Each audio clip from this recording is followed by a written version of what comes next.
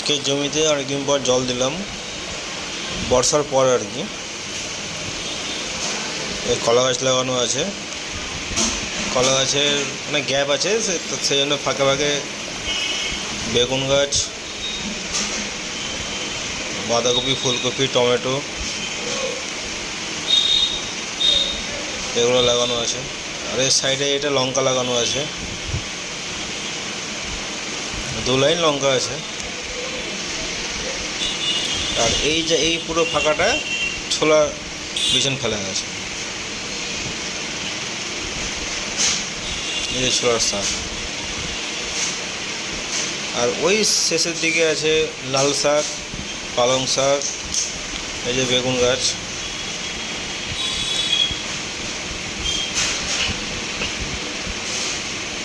এটা আছে টমেটো চারা।